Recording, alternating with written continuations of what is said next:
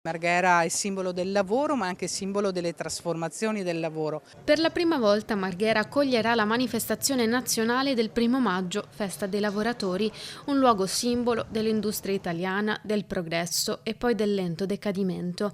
E sul lavoro, sulla dignità del lavoro è incentrata la giornata. Affronteremo proprio questo tema di come rimettere al centro della discussione politica e sociale il lavoro. Marghera davvero rappresenta un luogo iconico in questo senso. È un tema importantissimo e la scelta di Marghera conferma. Marghera ha segnato la storia industriale di questo paese nel secolo scorso, ora è alle prese con una grande e profonda trasformazione. Dobbiamo capire quale sarà il futuro, ma c'è un futuro per il lavoro che, come dice lo slogan scelto per la manifestazione di domani, deve essere dignitoso, ben retribuito, poco precario. Un grande valore aggiunto avere qui la manifestazione perché significa mettere al centro le grandi emergenze del lavoro e anche del nostro territorio. In piazza Mercato dalle 10 del mattino il via ai dibattiti dei segretari confederali nazionali. Sul palco Maurizio Landini della CGIL e Daniela Fumarola per la CISL e Paolo Bombardieri di UIL.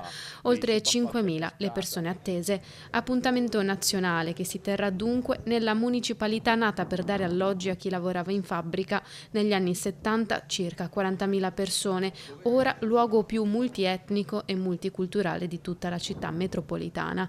Dopo crisi industriali, il declino dell'industria chimica, incidenti sul lavoro, fabbriche pericolose in fiamme, Marghera per il 1° maggio è luogo simbolo della necessità di cambiamento. Le retribuzioni che devono essere dignitose e devono permettere alle famiglie di vivere dignitosamente, appunto, del lavoro sicuro, di un lavoro appunto che torni al centro della discussione, che veda essere riconosciuto da tutti il suo valore. La nostra è una regione che ha bisogno di essere riposizionata sulle politiche industriali, che deve investire in sviluppo, in competenze, in lavoro dignitoso, in salario giusto, e quindi avere qui la manifestazione significa dare un segnale forte di quale sia la volontà di investire nel Veneto e in tutto il paese. Ma noi pensiamo che davvero domani sarà una grande giornata di festa oltre che di responsabilità.